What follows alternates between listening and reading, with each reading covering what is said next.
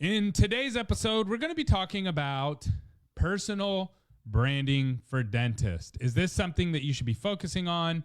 Is it something that's going to change your practice? Or is it something that's just going to suck you dry for a lot of your time? And the answer is it depends. So I will be talking about a couple personal stories that I've seen and dentists that I've worked with and talked with. And I will be sharing my experience with it. And we'll be talking about when it makes sense and when it doesn't make sense, and the different applications for it. So stay tuned. Welcome back to another episode of Dental Marketing Go. I'm your host, Gary Bird. I'm the owner of SMC National, where we help offices just like yours level the playing field against the big guys out there so you can grow the way that you want. But can you grow if you don't have a personal brand? I was recently on a conversation with a dentist friend of mine, and he was asking me about, what should I feel like I need to really start building out my personal brand for dentistry? And I was just like, it depends. It depends on a lot of different things. And we were talking about two different examples. We were talking about a dental influencer. I'll just call him that. He was a dentist that has a personal content, and everybody follows him and everybody listens to him. And then there's another dentist. You'll know his name's the Bentist, and he's probably the most popular anybody in the dental industry, probably the most popular dentist. And those are two different people, right? One has an avatar that dentists love to watch. And this is what I explained to the dentist I was talking to. I was like, you love his content because he's a dentist and he resonates with you. And I said, but do you watch the Bentist? And he was like, no, not really. Well, the Bentist core target is 16-year-old girls. Why? Because he's an orthodontist. So those are two different kinds of content, and you can't really mix them together because 16-year-old girls aren't watching the 50-year-old dentist who's making content for other dentists, right? So the first thing to really understand is this idea of who you're going to be speaking to. What are your goals? Is your goal to build a bunch of dental practices? Then it might make more sense to have a personal brand that's geared towards patients. Is your goal to sell a product or a service to other dentists? Then it makes more sense to build a different kind of brand, a different kind of personal brand. Now, before we even jump into this, there's people out there, a lot of famous people. I think somebody like Gary Vee, who just says, just get online and post content. And that might have worked 5 years ago, 6 years ago. But the problem with that is that you have to have so much time, so much energy, and it might take you years before you figure out what you're doing.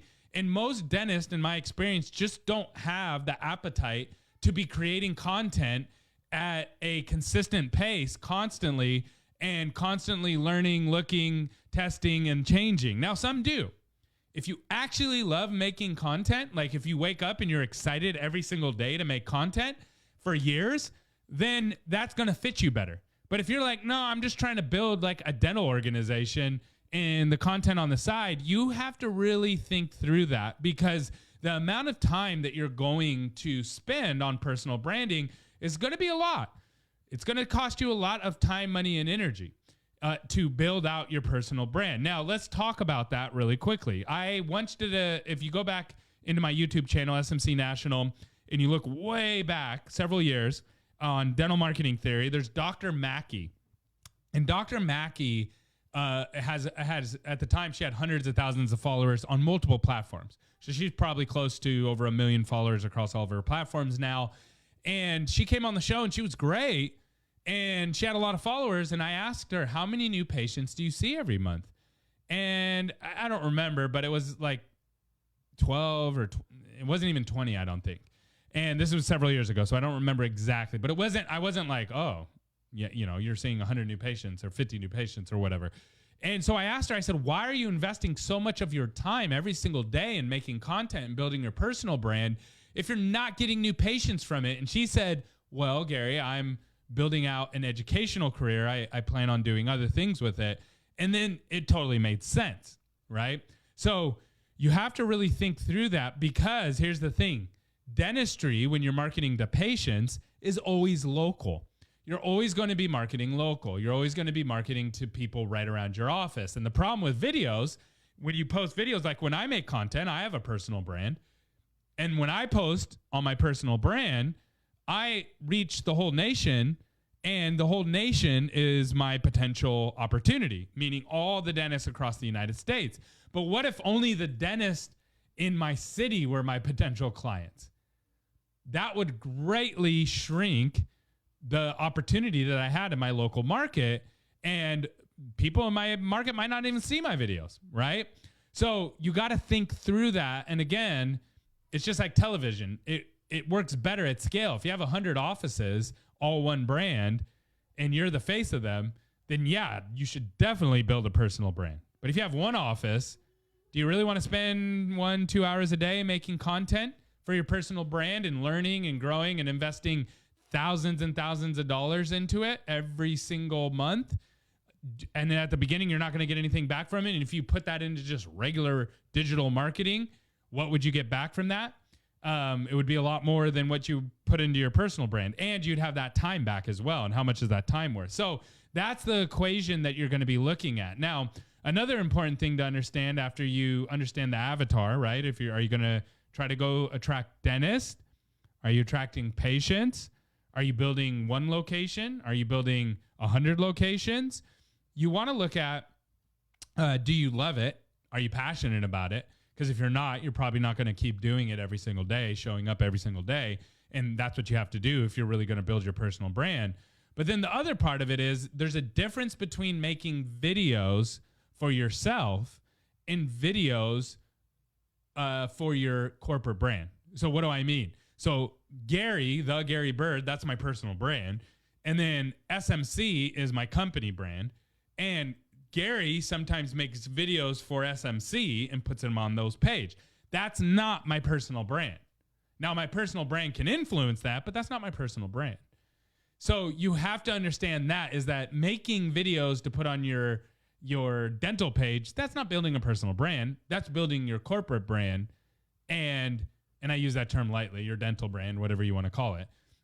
And which is great. You should do that. There's nothing wrong with that at all. But that's totally different than building a personal brand with your personal voice. And one influences the other, but it's not the same thing. The other thing to really think through is there's a huge difference when you're building your personal brand between B2B and B2C. What is B2B and B2C? B2B is business to business. So my personal brand is in my business is B2C. What does that mean? I'm a business. I'm sorry, we're B2B. I'm a business talking to other businesses, marketing to other businesses. B2C, business to customer, is dentists who are marketing to customers. Okay? Those are two radically different things. Why are those so different? Well, when you're marketing to a customer, like a dentist to its patient, the buying cycle is super short, right? So when you're marketing, you're reaching one person who is going to make a decision probably right away of where they're going to go or a very short amount of time. They don't really need to check with anybody about using your services. It's just really simple. It's really straightforward, right? When I'm marketing to dentists, let me just tell you some of the things I have to think through. I have to think through, okay, well, who is the decision maker? Who influences the decision maker? So I might be marketing to dentists and their marketing managers or their office manager. So I have to think about that. Then when I do actually reach them and they want to interact with us, I have to think through, do they work with another marketing company? Are they in a contract? What is their budget? What are their goals? When does their budget reset next year? Are they planning on adding more locations? Are they in network? Are they out of network? Like, what kind of marketing are we going to be doing? We have plans, tracks that we put people on. Like, it's radically different. It's way more complicated. B2B is way more complicated than B2C. You just have way more things going on. Now, but the advantage that B2B has is that B2B can be nationwide or even global. So as an example, if you're a dentist and you say, I want to build my personal brand and I have one practice in Plano, Texas, it probably doesn't make sense if your goal is just to have that one practice, right? Like the amount of time and energy and money that you're going to invest into it doesn't really make sense. But if you say, no, I'm going to build 100 locations, and eventually I want to be able to recruit dentists to these 100 locations, and eventually I want to sell a product to other dentists, something to teach them how to build to 100 locations, yes, then all of a sudden it really makes sense for you to market to those people and to build your personal brand. The equation changes. So anyways, I hope this is making sense. I know I'm rambling a little bit because there are so many different things to think through. So let me know down in the comments below. Are you thinking about building your personal brand? I've had a lot of success with that. You can go check out my personal YouTube page, my TikTok page. I have 100, I think close to 100,000 followers on TikTok. I have 50,000 subs on YouTube under The Gary Bird. And obviously I have a ton of interaction. I'm in front of hundreds of thousands of people every single week on Facebook. So I've had some success with it. I would love to hear your thoughts on it, and I would love to collaborate with you. If you're thinking about doing it, especially in the dental industry, I would love to hear your thoughts on it. And as always, if you need help just getting more new patients, feel free to reach out. We're happy to help you with that. Like, subscribe, do all those things. Then you'll see more content like this, and it'll help other people. Hope to see you soon. Have a great day.